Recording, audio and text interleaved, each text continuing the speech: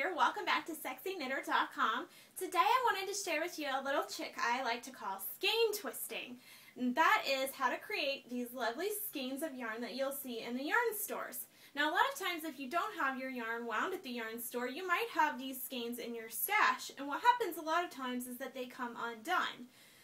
Well, it's a handy thing to know how to retwist them, and I meet a lot of people who don't know how to do that. I know a lot of yarn store owners who don't know how to do this well, and it's super easy. So it's something that you can learn how to do super fast, and I'm going to show you how to do it.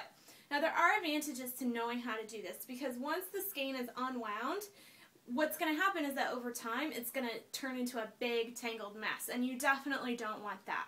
Also, you might be at a yarn store and you might want to look at the skein in person, and you know, it's a lot easier to get a better feel for the colorway when you're looking at the skein open. So if you know how to twist the skein back up, you can totally do that in the yarn store, because of course if you're in a yarn store, you do want to be a considerate shopper and not just leave loose skeins lying around the store. Please don't do that.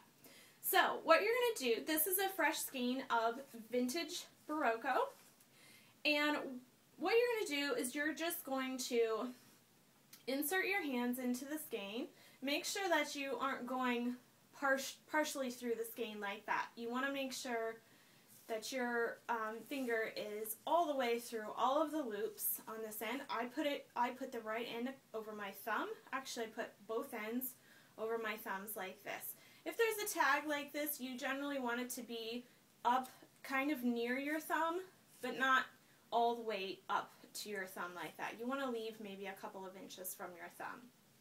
Okay, so first you're going to start by pulling the skein taut. Then you're going to just make a little loop with your finger like that, and you're going to want to make sure that this end of this yarn does not come loose at any point.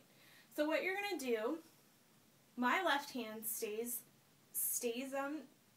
just inactive, and I'm going to start twisting with my right hand. You can twist either direction that's comfortable for you.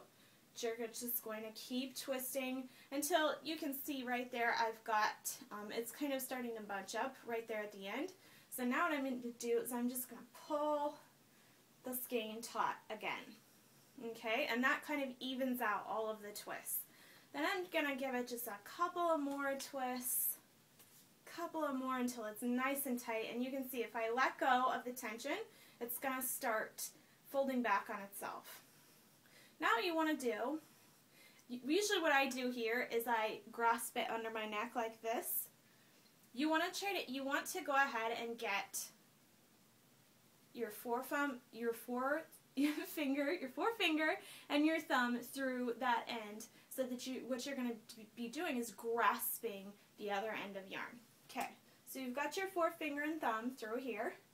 You're going to grasp that loop in the middle with your chin, fold it in half, and now with the grabby fingers that I've got going on over here, I'm just going to grab that other loop of yarn off my thumb and pull it through that first loop. Okay, now it's going to look a little funny like this right here.